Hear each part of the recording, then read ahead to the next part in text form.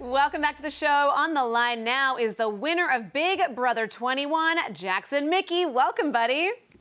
Thank you so much for having me. How are you today? I am doing fantastically. You are doing even better, of course. Congratulations on your win. Has it sunk in yet that you are $500,000 better off than you were 99 days ago? It hasn't. $510,000 better. I got a little luxury comp boost. Oh, But nice. no, I'm doing great. I'm doing great. It has been a very surreal moment. It has been hours after I won, and I couldn't believe it. You know, honestly, I'm very, very shocked and very surprised to be here. But I worked hard to do it, and I'm glad to see that it finally paid off. It definitely paid off. You won 11 competitions during your time at Camp BB's. So which was the most challenging one for you?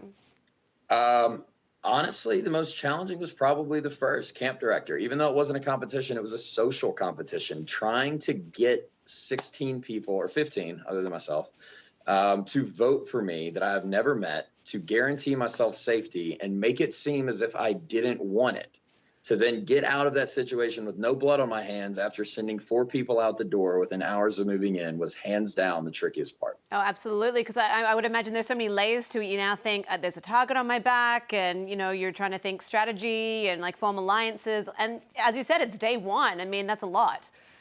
Exactly. And I knew coming in here that I was going to be looked at as a physical and social threat. And I've told people when they've asked me, what about the first HOH? Would you throw it or go for it? And I said I would always go for it. I need to get guaranteed safety any opportunity that I can. And week one especially, people get evicted based on first impressions. And I know first impression, I would have a good chance of going home. Right. And I didn't come here for 16th. It was one of those things where I heard camp director when Julie mentioned it, and she said there was guaranteed safety involved, and I had to pounce on it. Well, let's talk about first impressions and evictions, because last night you said that your decision to banish David, Jessica, Kemi, and Cliff on night one was strategic. So can you talk us a little bit through what that strategy was? Yeah, sure thing. So I know in that living room when we were talking about, does anyone want to volunteer to be camp director? Those 3 individuals raised their hands before me. And I know the strength and courage that it took to put my hand up and do it after them. So for me, the fact that they did it was telling me that they were probably social leaders. They're very confident in themselves. They're very strong-willed. They're responsible, and they feel mature and willing to handle any sort of unknown variables that come with being camp director. In my mind, that equates to potential threats to my game. So for me, when I was chosen as camp director and forced to banish 4 people, the first 3 that came to mind were the other 3 that were strong enough to raise their hands because they might be a threat to my game down the road. Gotcha. With Kemi, it was very simple. I needed a 4th seat to fill, and it came down to who campaigned to me the least. I was in the boat room getting hit one after another after another. You're right. Kemi never came in. Right. And I was in the shower when she campaigned to me, and she was brushing her teeth, and it was very haphazard, nonchalant, almost like she didn't care. So for me, that's what it came down to for the 4th seat, was who campaigned the least. And that's why it was Kemi. It did not cross my mind until last night when I heard it. And that was where a lot of that shock came from, was because I look at everyone as equals.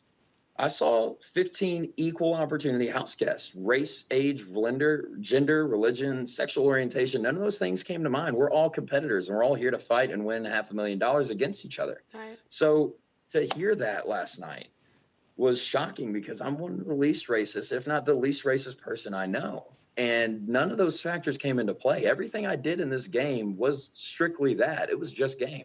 Right. It was strategy. So I guess being told by Julie that strategy was perceived by some as you having it out for minority players, people of color, women, older players, must have been a real shock to the system. But did it take away any of the euphoria of your actual win? It did. It did, because those things weigh heavy on my conscience, and those are 2 topics that I'm not okay with. I respect women more than anything, and I'm not racist. I know that I'm abrasive. I'm the first one to admit when I've made mistakes, and I know when I'm wrong, and I've said things in that house that I wish I could take back. I've said things in heat of the moment. But those factors of race, religion, age, gender, they never came into it. So to hear those things last night was very disheartening, because I respect women more than anything. And I know that I can rub people the wrong way, and I can be intense. And it's something I need to work on. I need to grow from this in that area.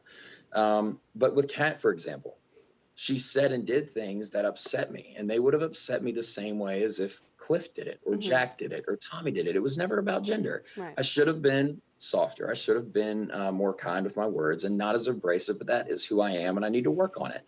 And I own up to my mistakes. I was wrong in a lot of areas, but for me, hearing disrespecting women and racism truly made it hard for me to enjoy last night, because those are two things that I don't stand for. And it was gut-wrenching. It broke my heart to hear it. It really did. And you weren't the only one facing these kinds of allegations, because Jackson, Nick and Christy were also put in the hot seat last night for their treatment of Kemi. So can you tell us your take on all of that? Again, I've been out of this house for the business end of 16 hours, maybe. I have no idea what's being perceived, what's been shown, what's on the feeds, what's on the internet, what's on Twitter, social media, what people have said for the past 100 days. I have a lot of catching up to do. But I know that I love everyone in that house, and it may not be mutual. And I know that there's a lot of people that like me in this country, and there's a lot more people that don't like me, and I'm okay with that. But the things that bothered me were those two things: disrespecting women and racism, because those are two things that I don't stand for. Yeah. The people that are going to nitpick about my everyday life, I can't do anything about it. But those two things, that one hurt.